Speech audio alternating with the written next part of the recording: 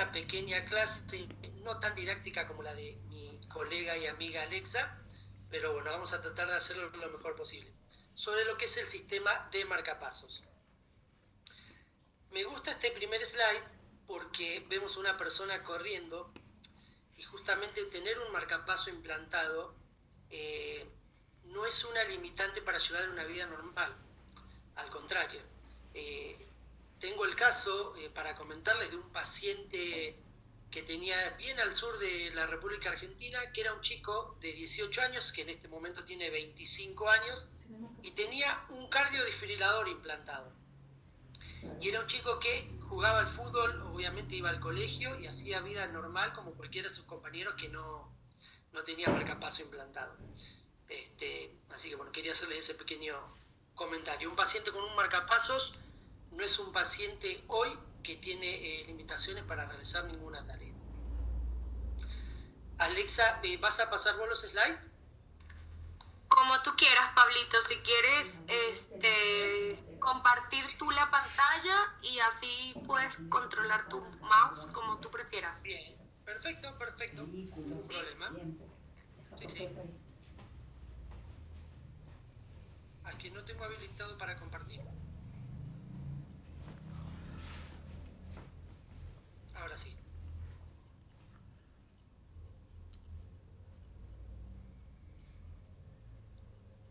Muy bien.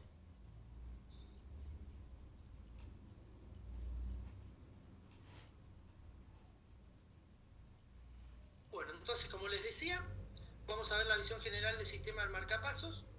Lo que no estoy viendo tu pantalla. ¿La estás viendo? No. Bien. ¿Ahora? ¿Se ve? No, no se ve. Volvemos.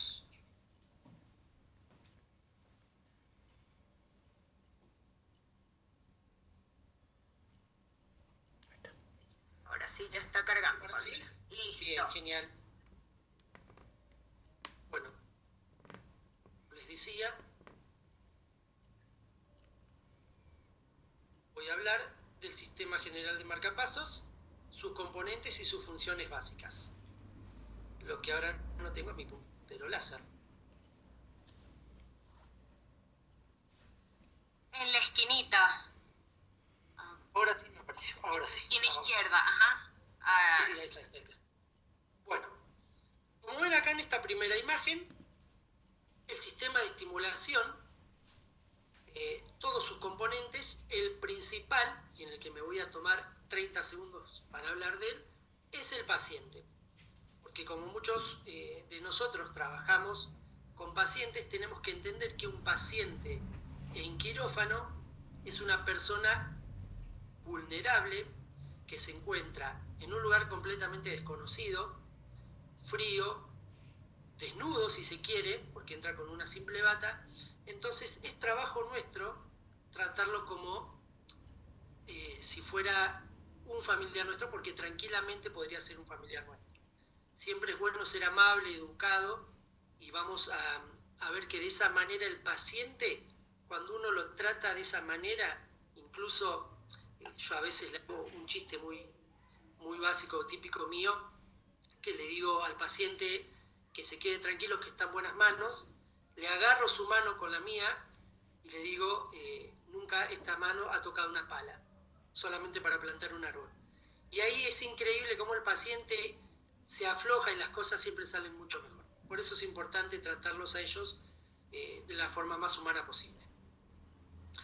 El sistema de marcapasos, obviamente, principal actor es el paciente. Tenemos el generador y los catéteres, cables, electrodos o leads, como le suelen decir en Puerto Rico. Yo particularmente en esta presentación voy a hacer referencia a catéter de marcapaso. Cuando yo hable de catéter de marcapaso, voy a hacer referencia justamente al conductor que va a transmitir el impulso desde el generador hacia el músculo cardíaco. Obviamente el sistema de marcapasos no deja de ser un sistema eléctrico, como vemos aquí abajo a mi izquierda. Tenemos una batería, una resistencia y una corriente que va a circular a través de ella. Acá podemos observar el programador de marcapasos, que es donde nosotros vamos a poder programar los distintos parámetros del marcapasos. Ahora vamos a hablar de los catéteres y sus mecanismos de fijación. Catéteres tenemos de dos tipos: endocárdicos y epicárdicos. Ya sean endocárdicos o epicárdicos, pueden ser unipolares o bipolares. Hoy en día ya no se fabrican más catéteres unipolares, pero créanme que se van a encontrar seguramente en quirófano con algún catéter unipolar implantado. Si el catéter endocárdico puede ser de fijación activa o de fijación pasiva. El de fijación pasiva, lo vemos aquí arriba, tiene unas espéculas de silicona que se insertan, por decir de una manera, en las trabéculas del miocardio. También el catéter endocárdico puede ser de fijación activa, como vemos aquí abajo, que tiene un screw-in que a través de una herramienta el médico lo impacta sobre el tejido cardíaco. Este screw-in o colita de chancho, como le decimos acá, es el método de fijación del catéter al tejido. Por su parte, los catéteres epicárdicos tenemos también de dos tipos: de fijación pasiva a través de sutura o de fijación activa, como vemos acá, con su colita de chancho o rabino de cochinillo, como dicen algunos. Acá a mi derecha podemos observar una imagen radioscópica de lo que es el catéter de fijación activa. Aquí está la colita de chancho dentro del catéter. Luego de expulsar con la herramienta, esta porción distal del electrodo es la que queda en el miocardio. Todos los catéteres que se fabrican hoy en día, que son bipolares, en esta imagen de aquí al medio lo podemos ver. Lo que va a transmitir el pulso eléctrico es un hilo metálico multifilamento. Aquí vemos el conductor interno, tiene su revestimiento de silicona, por donde se vuelve a bobinar el segundo electrodo, por decirlo de una manera, o cátodo, y luego tiene su aislante. Este aislante, hoy en el mercado existen de poliuretano o de silicona. Y St. Jude Medical o Abbott tienen en particular una combinación de ambos, que es el aislante Optim, que es exclusivo de Abbott St. Jude Medical, que es de poliuretano más silicona. ¿Qué tienen en particular los catéteres hoy en día? Que en la punta del catéter tienen ¿No hay un micrófono abierto? Me avisan cualquier cosa. Los catéteres de hoy en día liberan esteroides. En particular, ¿qué hace la liberación de esteroides? Nosotros estamos ingresando un cuerpo extraño dentro del organismo. Se provoca una lesión entre el catéter y el músculo cardíaco, una inflamación, y eso por ahí nos aísla eléctricamente el catéter, entonces nos da un umbral de estimulación un poco alto. La liberación de esteroides inhibe ese proceso de inflamación y además nos da umbrales en el tiempo más bajos y estables. Como pueden observar en estos gráficos, en este de aquí a mi izquierda, es un gráfico de ancho de pulso en el tiempo. Vemos la comparación entre un catéter que no tiene esteroides con uno que tiene esteroides. Y aquí en este gráfico de la derecha vemos una gráfica de umbral, que ahora vamos a ver qué es el concepto de umbral, en el tiempo. Como pueden ver, un electrodo o catéter que tiene dexametasona como esteroide tiene un umbral más bajo y estable en el tiempo. En particular, los catéteres comercializa Abbott St. Jude Medical tienen 1 miligramo de fosfato sódico de dexametasona. Ahora bien, generadores. Otra parte principal del sistema de marcapasos. Generadores los tenemos, voy a hablar exclusivamente de marcapasos, ¿cierto? Tenemos de 3 tipos.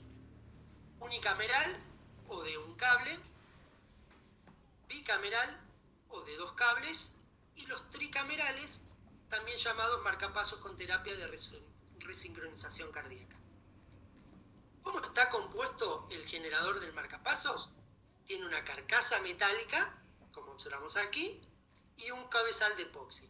La carcasa metálica es una unidad sellada que contiene tanto la batería como todo el circuito electrónico. Se fabrica en titanio porque es el material más biocompatible que existe en el mercado, a excepción del oro. Obviamente no podríamos fabricar carcasas de oro porque serían muy caras.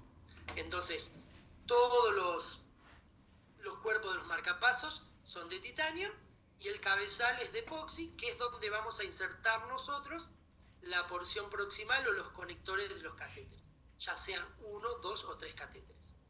En esta imagen de aquí abajo vemos la herramienta de torque o destornillador, atornillador, que se utiliza para fijar el catéter al generador de marcapasos.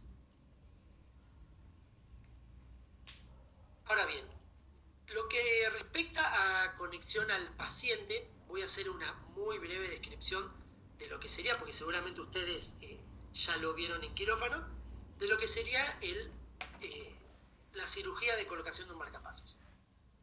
Si la cirugía la va a realizar un cirujano, es muy probable que realice el bolsillo, ya sea del lado derecho o del lado izquierdo.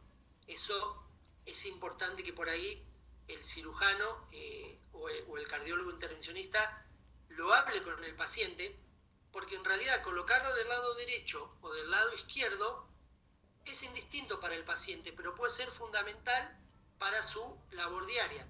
Ejemplo, tenemos un paciente que es derecho y juega al tenis, va a ser más importante poner el marcapaso del lado izquierdo que el derecho, porque vamos a evitar por ahí una posible fatiga del electrodo. Básicamente se hace el bolsillo, el cirujano diseca la vena, que podría ser la subclavia, introduce los catéteres o el catéter, en el caso de que sea un marcapaso de un solo cable, por dentro de la vena y lo lleva hasta el lugar que él considera óptimo para el implante. Punta de ventrículo derecho o en el septum o GIS, como se está implantando hoy cerca del tracto de salida, como una técnica muy nueva.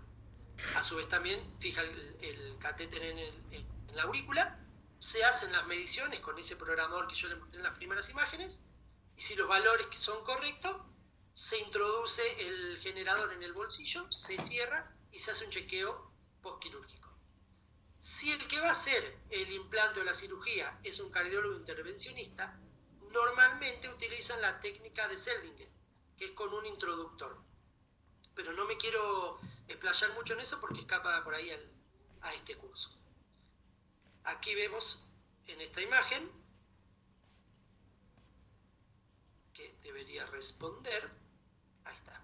Ahí vemos cómo el generador envía los pulsos a través de los catéteres, estos llegan hasta el corazón y se produce la estimulación.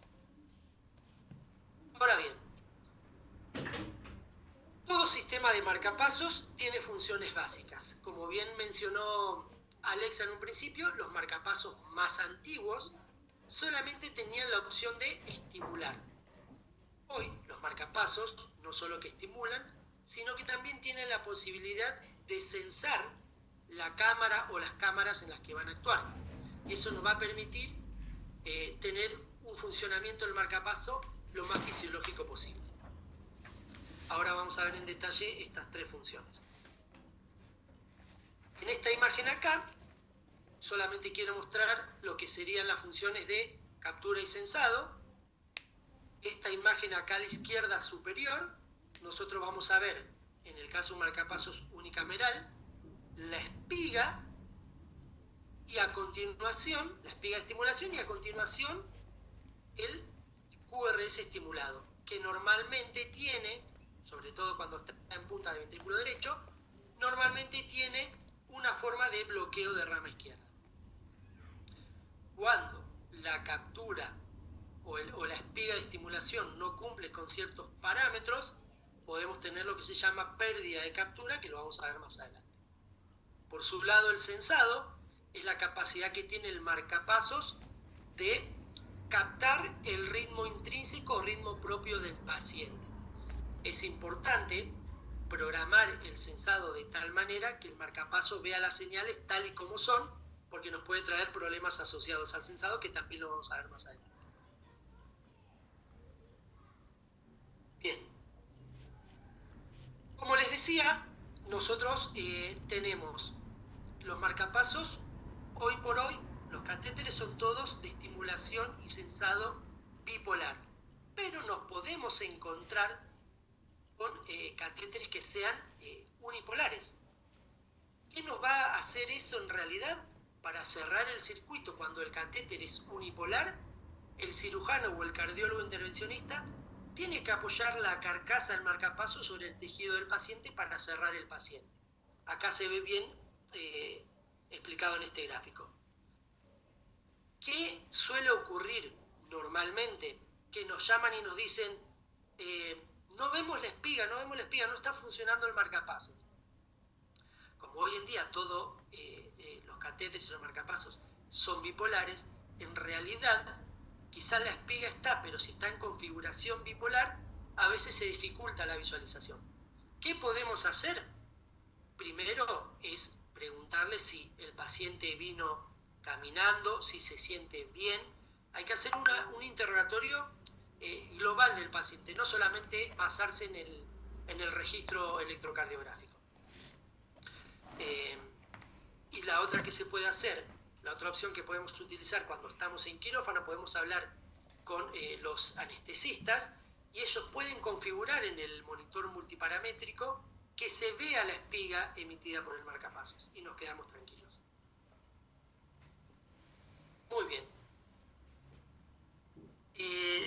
Los marcapasos, como tratan de emular el ritmo propio del paciente, también tienen sus intervalos o tiempos. Estos intervalos se denominan de pulso o automático y a su vez tiene también el intervalo de escape. El intervalo automático o de pulso es el tiempo que transcurre entre una espiga estimulada y la siguiente. El intervalo de escape, por su lado, es el intervalo de tiempo que hay entre un ritmo sensado y una espiga estimulada. Normalmente, y según la programación, estos intervalos automáticos de escape son los mismos. Lo que nos van a determinar es la frecuencia de estimulación del marcapasos.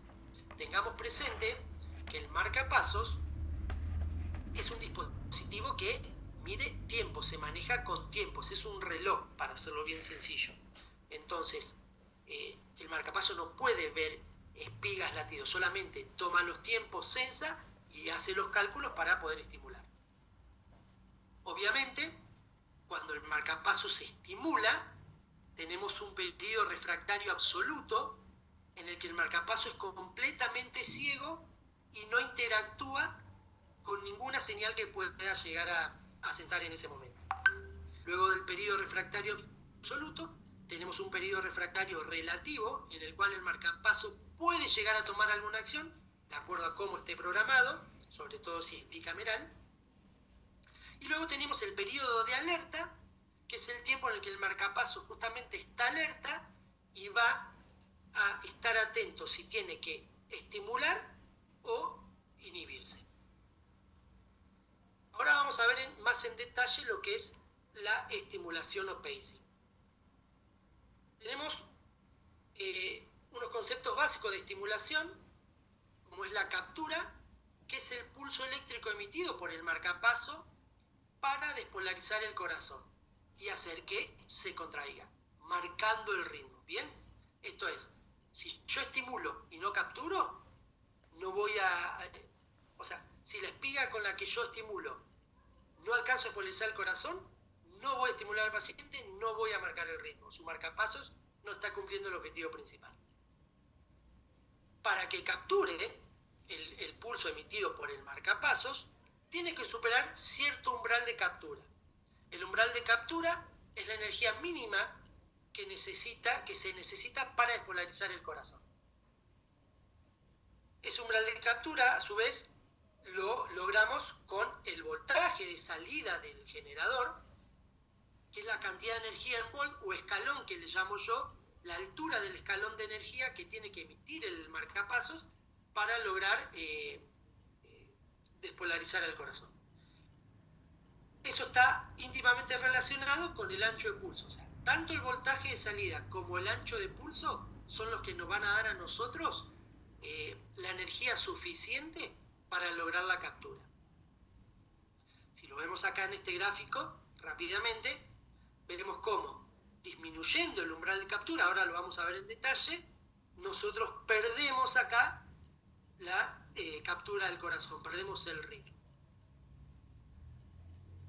Esta es una prueba de umbral típico que hacemos en quirófano. Nosotros, cuando estamos realizando el implante del marcapasos, voy a hablar en particular de un marcapasos unicameral o BBI, que eso lo vamos a ver ahora al final. Nosotros, una vez que el médico fija el catéter en la posición que considera óptima, conectamos ese catéter a través de otros cables a nuestro programador e iniciamos el test de captura. Permiso, voy a tomar un trago de agua.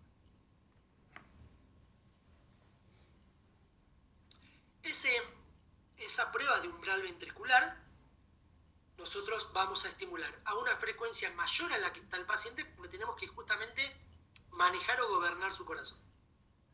Vamos a empezar con una frecuencia mayor y vamos a empezar con, por ejemplo, un voltaje de estimulación de 5 volts. Vamos bajando ese umbral de estimulación, lo vamos bajando, vamos bajando la salida, hasta que, por ejemplo, en este caso, vemos que en 0,75 volts no tenemos más registro. Quiere decir que el paciente ahí perdió captura. Inmediatamente tenemos que aumentar nuestro voltaje de salida para que el marcapasos vuelva a capturar. Y ese es el valor del umbral medido. ¿Qué puede pasar? Como yo les mencionaba, si la energía con la que nosotros estamos estimulando al paciente no es suficiente, podemos ya llegar a tener pérdida de captura o captura intermitente. Si nosotros miramos acá en este gráfico, particularmente es de un marcapasos bicameral, pero no importa, tenemos espiga auricular, onda P estimulada, espiga ventricular, QRS estimulado. Luego tenemos un QRS sensado, y acá tenemos espiga auricular, captura, espiga ventricular, y no tenemos nada, tenemos como una pausa. ¿Qué pasa ahí? Claramente el escalón de salida o el voltaje de salida con el que nosotros estamos estimulando no es suficiente para contraer el corazón. Entonces tenemos que aumentarlo.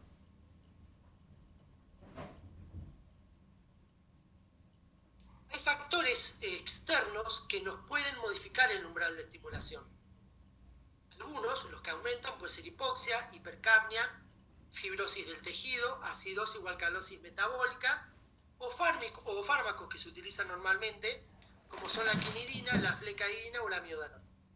A su vez, tenemos componentes que nos disminuyen el umbral, como son las catecolaminas o los esteroides que yo les mencionaba que tenemos en la punta de los catéteres. Ahora vamos a ver una función muy importante también, que justamente es la que logramos con los marcapasos nuevos, que es la de sensado o detección. Los marcapasos de ahora detectan señales cardíacas intrínsecas o ritmo propio del paciente. Son señales eléctricas que se transmiten desde el músculo cardíaco por los catéteres hacia el generador. Algo importante que no les mencioné, se los voy a mencionar ahora, perdón. Cuando nosotros determinamos el umbral ventricular, perdonen que vuelva, nos tenemos que asegurar, tenemos que manejar un margen de seguridad. Bien, yo les decía, en este caso, el marcapasos pierde su captura el corazón pierde su captura en 0,75 volts de salida. Nosotros aumentamos el escalón a 1 volt y vemos que volvemos a tener captura. Cuando programamos el marcapasos, tenemos que tener un margen de seguridad 2 a 1.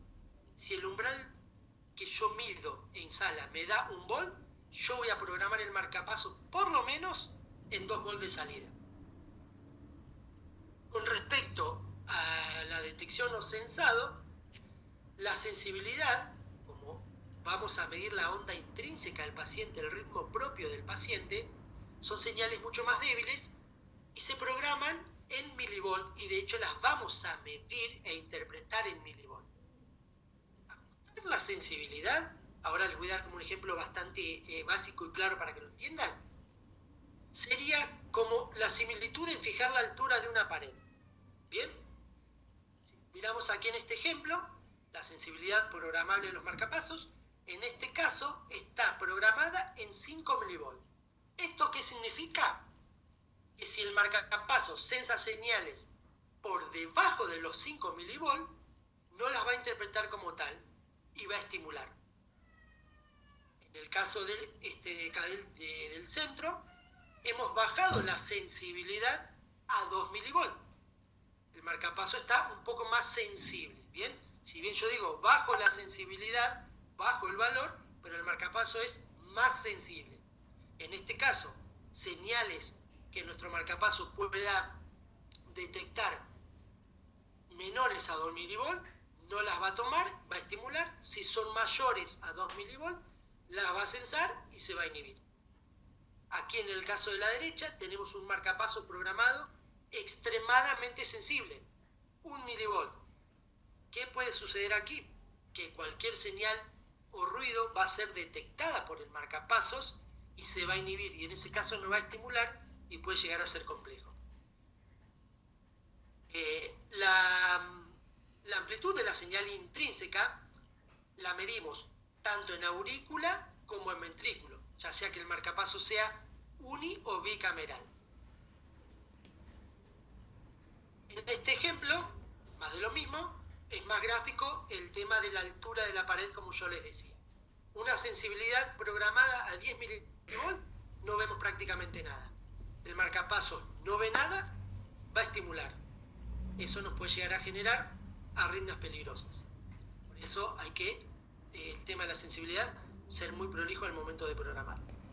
En el caso del medio, bajamos la sensibilidad, o sea, el valor de sensibilidad lo bajamos 5 milivolts. Hacemos que nuestro marcapaso sea más sensible. En este caso, señales por encima de los 5 milivolts, el marcapaso la va a ver, se va a inhibir. Señales por debajo de 5 milivolts, no las va a ver, va a estimular. Más extremo, marcapaso extremadamente sensible, 1 milivolt. Cualquier señal va a ser sensado o captada por nuestro marcapaso, se va a inhibir. Hay que tener especial cuidado en esto, porque nos vamos a encontrar que a veces el paciente ingresa a la sala para la colocación de su marcapaso definitivo, pero tiene colocado un marcapasos temporal o externo. Y es muy normal encontrarse que tienen esos marcapasos externos la sensibilidad al máximo. Eso lo que nos puede hacer es que empiece a competir el marcapaso transitorio con el definitivo. Entonces, lo que nos conviene hacer en ese momento, como el paciente está en sala y está controlado por anestesista, todo, es bajar la sensibilidad del marcapaso externo para que el implante sea mucho más prolijo. La inhibición del marcapaso está íntimamente relacionada con justamente el sensado.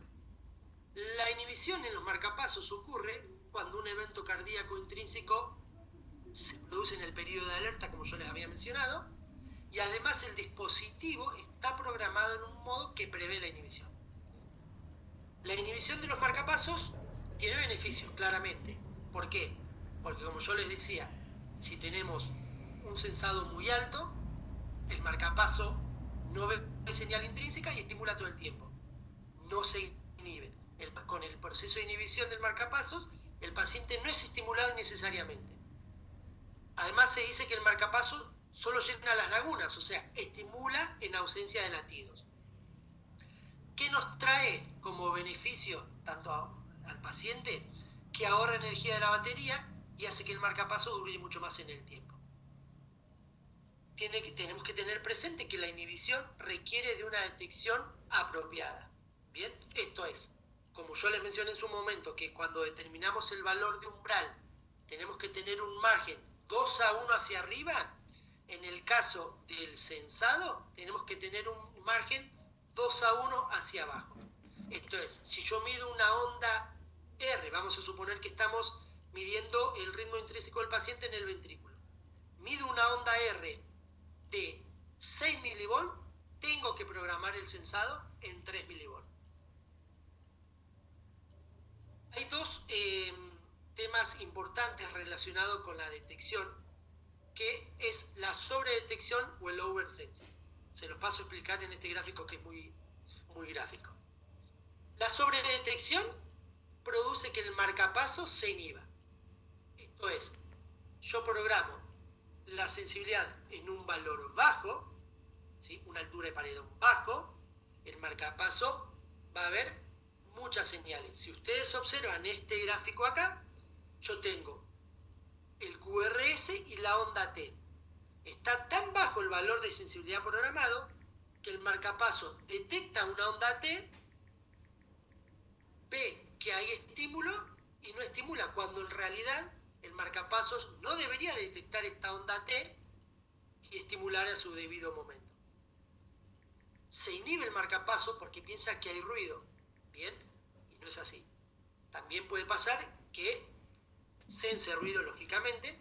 Esos ruidos son a veces interferencias electromagnéticas, el uso de electrobisturí o electrocauterios, procedimientos de litroticia, miopotenciales propios del paciente o daño en el aislante, que eso también lo vamos a ver ahora.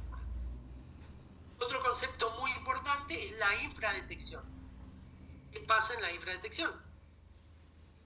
El marcapasos, tenemos una sensibilidad con un valor muy alto, entonces no está detectando señales. ¿Qué hace el marcapaso por las dudas? Estimula. Entonces nos va a generar una competencia entre el ritmo propio del paciente y el marcapasos. Y eso lo que generalmente nos hace es que se taquicardice el paciente. Una de las causas principales es una sensibilidad mal programada o diríamos poco sensible. ¿Qué pasa? Si una espiga estimulada cae en algunos lugares del QRS o en la onda T, nos puede generar arritmias peligrosas. Por eso es muy importante hacer hincapié en una correcta programación del sensado. Otro de los parámetros importantes que habíamos mencionado, dijimos, umbral, sensado e impedancia. La impedancia es la suma de todas las fuerzas que se oponen al flujo de la corriente. Esto es, si aquí entre los presentes tenemos algún técnico electrónico electricista, vas a ver que la impedancia responde a la ley de Ohm. Esto es la ley de Ohm. La ley de Ohm es el cociente entre voltaje, que entrega en este caso el marcapasos, y la corriente que va a circular a través del catéter. Se mide en ohms. La impedancia tiene valores determinados y nos van a ayudar a nosotros a poder discernir si el catéter está bien colocado o tiene algún daño. Si la impedancia que nosotros medimos es menor a 200 ohms, puede ocurrir que tengamos un daño en el aislante del catéter. Ahora lo vamos a ver en una imagen radiográfica.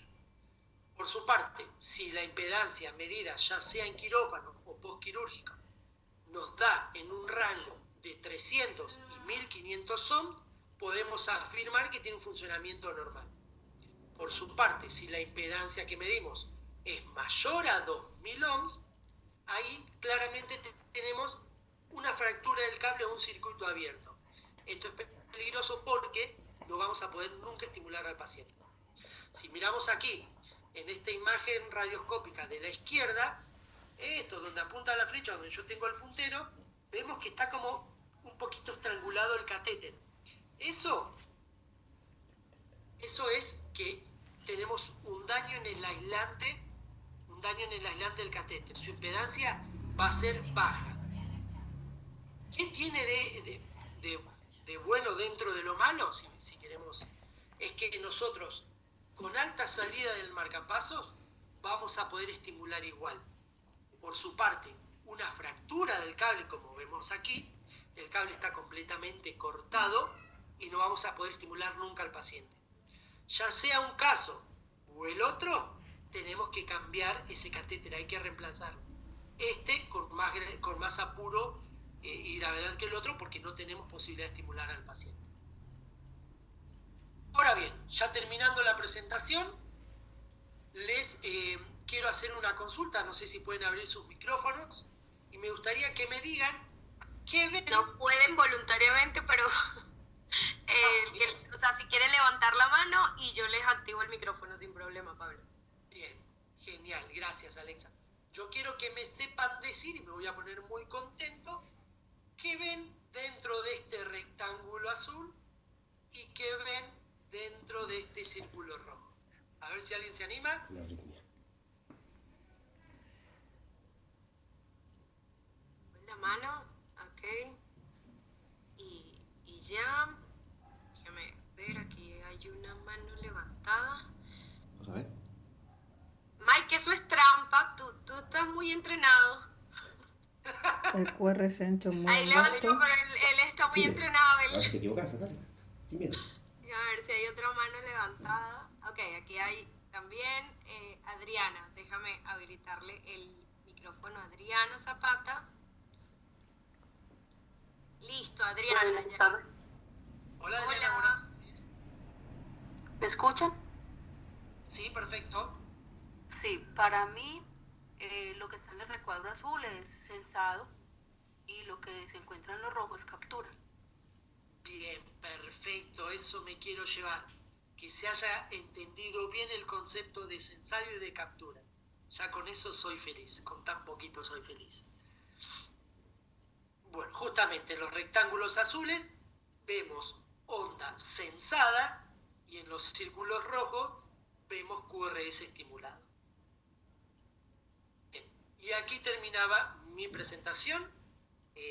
Espero que les